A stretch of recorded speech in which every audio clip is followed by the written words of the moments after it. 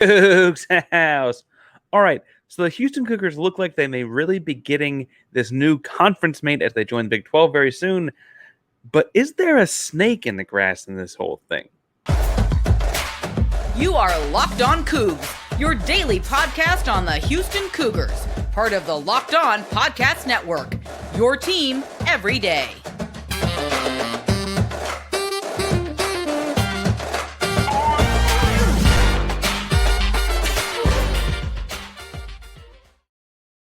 Welcome to Locked On Cougs, the daily podcast about your Houston Cougars. I'm your host, Houston-born teacher and coach, Parker Ainsworth, here to break down all things Cougs. If you're a U of H fan or just a hater can't stop by, please be sure to subscribe down below.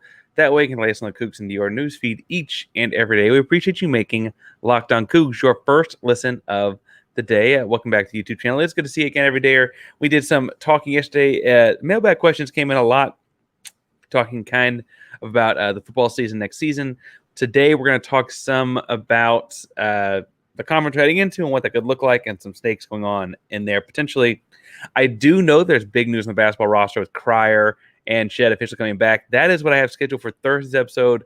Not a very smooth transition between the two here, so that'll be what we talk about on Thursday. Is there any more news there? Hopefully there's some more fun news there. There's good news, though. And then Friday, we'll be talking some recruiting, I believe. So we kind of sketch out the week that way. But today, we got all kinds of Big 12 stuff to talk about. Remember, at 1,250 subscribers, because every 250 gives them away, we're going to weigh one of these hats right here. Cougar Paw, Locked On, all that kind of fun stuff. If you want to be entered to win, A, subscribe to make sure we get there. We're almost at 1,250. And B, like and comment the video so we know you are entered. If after talking through all things Big 12 and snakes and yes, Coach Prime today, you're a little bit like, I don't have anything else to say. If we talked about this a little bit, or I have nothing new to, or whatever, that's totally fair. But tell us down below if you think animal crackers are crackers. And if not, why are they called animal crackers? Second question, animal crackers coming tomorrow. All right, so today I want to talk some in this first segment about, it looks like Colorado really is about to join the Big 12 as the latest on Tuesday. So it's releasing this on Wednesday morning. What the latest hints and tidbits are from the last couple days, because it's been a couple days since we tapped in on that.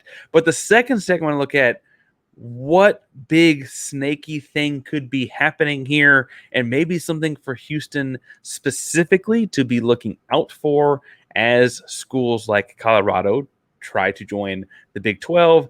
And in the third segment, I look at, like, if it's not just Colorado, what other schools could be coming. So in this first segment, let's continue to set some of this background. First, it's worth pointing out that Sportsbook, first reported by Josh Pate of CBS Sports, has Colorado set to join the Big 12 at minus 130 this summer. On Friday of last week, Rick George, the Colorado AD, told Brian Howell, and Brian Howell is a Colorado beat writer, AD Rick George told him that, quote, "We are members of the Pac-12. We're proud members of the Pac-12, and we've got to see where our media rights deal lands and where our conference goes. In a perfect world, we'd love to be back in the Pac-12, but we also have to do what's right for Colorado at the end of the day. We'll evaluate things as we move forward." For what it's worth, Barry Tamel of the Oklahoman had the exact same quote. It sounds like this was sent out to these people and outlets from one Rick George last Friday. Barry Trammell of the Oklahoman added that he reads that like they are ready to commit to join the Big 12 soon. It sounds like the deal there is that they really are waiting on what this media rights deal comes from, or what this media rights deal that comes from the Pac-12 will be. As recently as Tuesday, Rick George, the AD, said, "I've already commented on that," and had this kind of I said what I said kind of kind of attitude about what he'd said.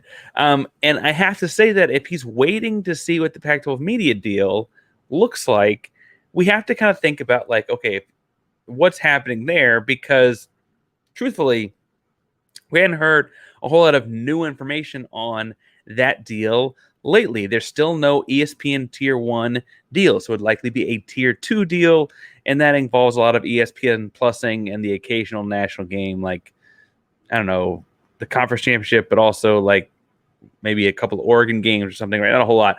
There's been no new CW news, and CW has not done a bunch of college football programming or college athletics programming, and so they'd be continuing to work with lawyers and things like that. Like that is a whole different set of legalities that they have not been continuing to investigate. So it doesn't sound like there's any further news on the CW front. There's been no Fox front, right? As having no Fox front, that feels like that ESPN tier 2 kind of deal might be hanging a lot on its own. There's been nothing, I guess I should say, overarchingly here that indicates anything other than that deal that was roughly 20 to 25. Some people had as low as $18 million annually from TV money. We talked about in the other day's episode that is not just TV money, but TV money is the bulk base. You know you're getting at least that much annually in these deals. Meanwhile, the Big 12 was guaranteeing 31.7. That's a guaranteed 31.7 on TV rights deals alone before any Big 12 team makes college football playoff, before any Big 12 team makes the NCAA tournament, before any college football team from the Big 12 makes the New Year's Six Bowl. Before any of those things happen, the Big 12 was able to hand out $31.7 million. So what is Colorado waiting on? That's why this sportsbook number moved up to again, a negative 130 for getting them into the Big 12 this summer. And it feels like if Colorado is in this waiting pattern where they're waiting for a Pac-12 number, are they waiting for an official number that's never going to come, right? TV providers are like not going to really pay top dollar for what's left in the Pac-12 unless they add Power 5 schools because they're losing USC and UCLA to the Big Ten. But that becomes this back and forth. They're not going to be able to add Power 5 schools till they have the TV dollars. And that becomes this snowballing effect of nothing ever happening. The delay kind of feels like to me, and this is me reading between lines here, the Pac-12 is just not saying what their TV deal is because they don't want to admit what their TV deal is. It'll be way easier for the Pac-12 to be like, oh, we only got $20 million after those four corner schools ditch them, after Oregon and Washington ditch them, after big dollar schools leave. Then they would have said, you know what, we got $20 million, but it's after those schools left. When in reality, we don't have any indication that they're getting anything different. Anyway, big dates to keep in mind here. Tomorrow, June 1st, you could see some turnover as the school calendars officially move into off-season mode for all teams not involved in College World Series. You'll also see ADs like Rick George talking more freely about TV deals. Next week, June 5th, right, Apple developers are meeting and getting together. So sometime between then, June 1st and June 5th, you could see something leaked because we've seen over the course of the last handful of years that Apple likes to leak information about their content around the time of the start of those meetings. Last year they did the MLB deal that they announced. They publicized that right before going into meetings, right? So sometime between June 1st and June 5th, you could see something there. If nothing else, you'll see some sort of movement before the end of June, because on June 30th, right before the July 1st rollover to the next school year, and this these purposes, football and season starts, I guess, July 1st. Practices, off-season, the media deal, so on.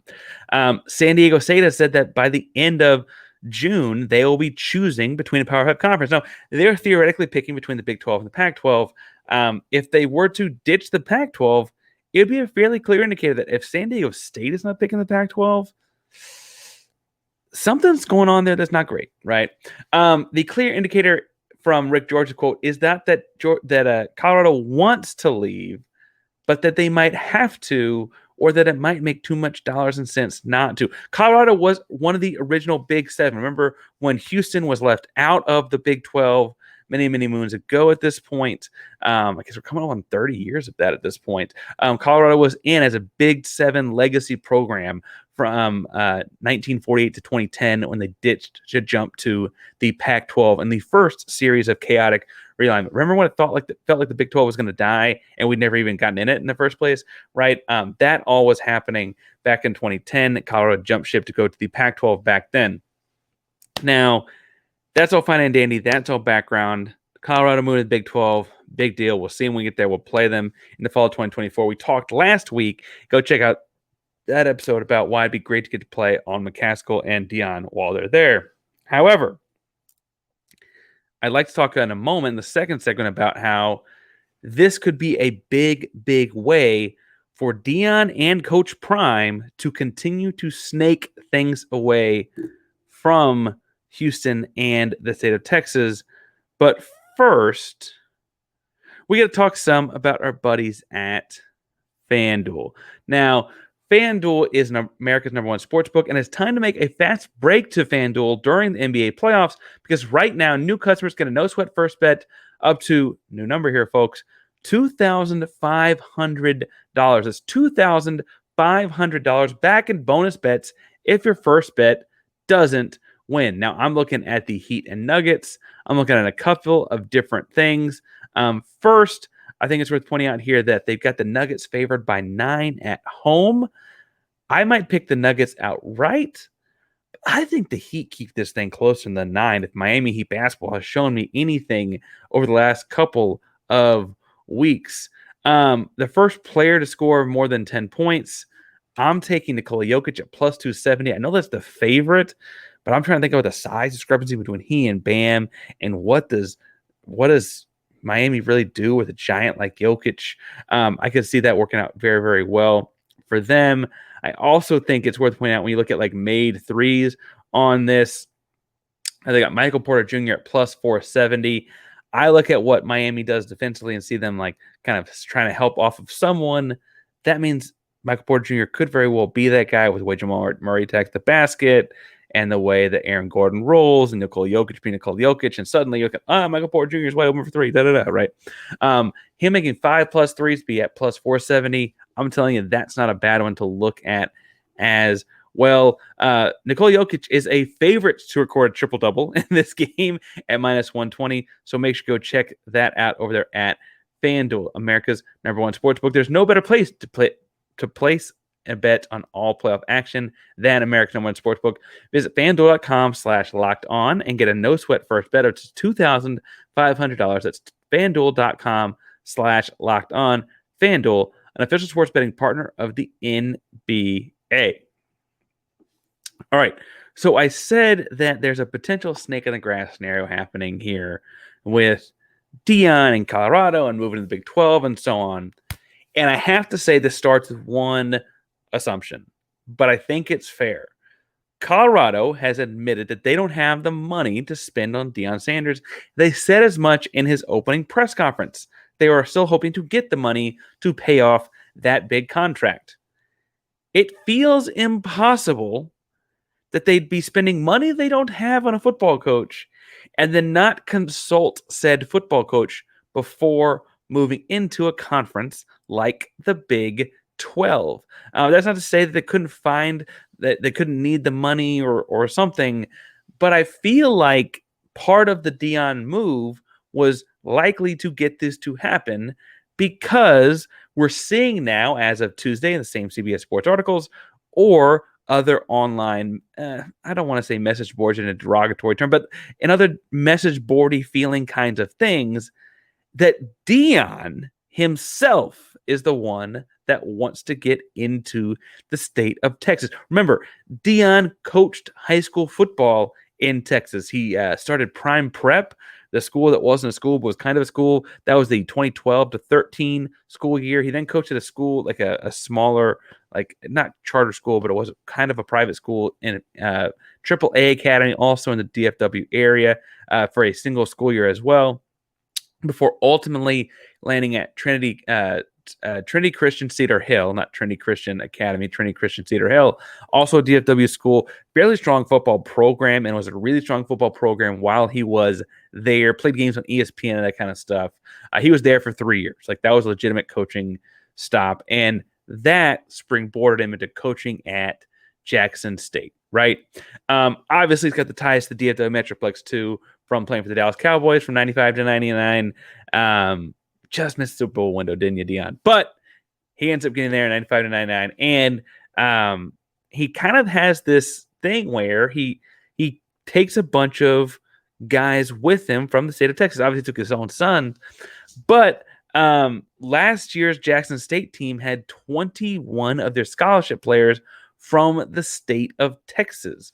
And he picked Colorado out of other options. Colorado's 2022 roster had 25 players on it from the state of Texas. 5 of the transfers coming in. It's just under a fifth of the guys coming in as of the last reporting by On 3 and 24/7, both matching up with this.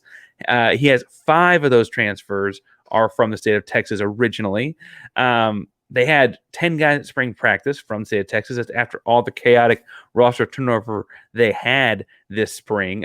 It feels like, in looking at what Deion has done in recruiting in the past, this idea of stealing Alton McCaskill from the University of Houston a few weeks ago is just kind of insight as to what he may want. It's not to say that he can't do it without state of Texas kids, but that seems to be his bread and butter and seems to be what he knows. And frankly, it's interesting to see that from a guy like Deion, who before his time as a high school coach was kind of, for all intents and purposes, a Florida guy. I mean, a Florida high school kid, went to Florida State. There was the rumor about him taking the Florida State job or wanting the Florida State job many, many moons ago. Right? I mean, one of the best athletes in college I've ever. Just go back in front of the clips. Go back in front of the clips. He doesn't. He looks like if you just picked up and dropped a 2023 5-star athlete in 1980s college football. I mean, he is just bigger, stronger, faster, more athletic, more agile, plays the ball better ball skills, etc. Right? I started doing a little digging here, and sure enough, on February 6th. As he's on recruiting trails, kind of at the start of this whole Colorado thing. Deion Sanders doesn't tweet a lot, but he tweeted on February 6th that all dogs in Texas, where art thou? We need about 70 y'all that has work ethic, confidence, and a winner's attitude. I can care less about how many stars you have. I want game changers. I quote, ain't hard to find. He put quotes on his own tweet. You better ask somebody. Let's go, baby. That's the full tweet. Now, I have to say again, at the start of his Colorado deal, he's not looking for Colorado kids. He's not looking for national kids. He's looking for Texas kids. And this feels like the opening of the door of a little bit of a Pandora's box. Houston is entering the Big 12 conference, and we know that the financial deal there may be so beneficial to Houston that it just doesn't matter. You're pulling in kids at a higher rate at that point. You theoretically are building the facilities and all the different things that, you're hoping attract these other kids to come to Houston. But then you've got suddenly other programs being like, oh, now we're going to play in Houston every other year. Oh, now we're going to play a 4th game in Texas, or 4 of our 12 or whatever opponents will be in Texas every year for basketball, football, what have you. And suddenly this starts to be a lots of hands in the same cookie jar kind of situation. Now, I don't think Deion is, I want to say sly or sneaky, but I guess truthfully, he doesn't want to be sly or sneaky. He's not trying to be deceptive. He wants everyone, including those high school kids, to know that that's what he wants to do. And frankly, I have to say that I appreciate the idea. We both know, you and I both know, that Houston has as good and fertile a recruiting ground as anywhere in America. And there are years where it's like, head and shoulders the best in America. And then there are years where it's just one of the best, because it's never out of the top handful. It's always year in, year out, the best recruiting grounds in America here in Houston. And then you widen out the whole state of Texas. It's the best high school football state in the country. Right. And so suddenly you're looking at that's why is that why Colorado's so eager to get in? Is that why Colorado went out and got Deion? Is that why Deion picked Colorado over a handful of other options? Is that why these things are all lining up? If you think so, tell me down below in the comments. In the third segment, I want to take a moment looking at what other potential new conference opponents could be doing as well. So let's look at what they might be doing here, because we know that the Big 12 has talked about adding all 4 corner schools. Big 12 has even mentioned trying to go coast to coast with this thing, right? And the idea being you won't work once, games in every time zone. He wants to have every TV window covered, right? The idea there is that the next logical step would be Arizona, because Arizona doesn't always observe our daylight savings time. It's kind of confusing, but whatever, right? And so Arizona's roster itself had 6 guys at spring practices on their roster from the state of Texas. I would say from the University of Houston, but that not only transfers. But they have 6 guys at spring practice on their roster from the state of Texas. Arizona State has 11. Utah has 10. Suddenly, you're looking very quickly at like 30, 40, by the time you add in a fourth school, 50 players being from the state of Texas playing on these other rosters. Are these schools or are these football programs, if they have a say in what conference they leave the Pac-12 to join, saying, get us in that one, right? That one gets us kids from Texas. Texas is our lifeblood. I mean, like Nick Foles, Super Bowl MVP, for whatever you want to say about his pro career besides that year, he's a Central Texas kid that ended up at Arizona, right? I mean, like these kinds of things do happen. Those three schools alone, the Four Corner schools, feel like they may all come together. Suddenly, you're looking at like are those schools then going to go from having 10 and 11 guys in the roster in the state of Texas to having more like 15 to 20, right? What's the jump look like for those schools? For what it's worth, the other schools that have been rumored to join are Gonzaga doesn't have a football team, so it's not quite the same, right? Basketball numbers are harder to compare, and Gonzaga has always had a much more national, international recruiting base in basketball, but I digress. San Diego State, 9 dudes on the football team for the state of Texas. That's Southern California. San Diego State has 9 of their scholarship players at spring practice from the state of Texas. 9. That's Southern California. They can get any Southern California kid they want. That's a San Diego State caliber kid, right? And they can come to Texas to get 9 of them, right? UConn, how far away both geographically, culturally, and in so many different ways is UConn? They've got 7, right? 7. And that's the coast-to-coast kind of reach you're looking at in the Big 12 potentially. And so I guess my question then becomes, we're joining the Big 12. It makes much sense financially. It's going to make the university a lot of money, to make the athletic department a lot of money. Money is going to help winning because you're going to build new facilities, and new facilities bring in new recruits, and new recruits bring in more winning and more winning, right? That chain of events has been discussed a lot. But are there these snakes in the grass in the conference? Is Deion the first, the biggest, the loudest, but in some ways the most respectable because he's the most honest, right? I'm open to commentary on that one. Tell me down below what you think about that.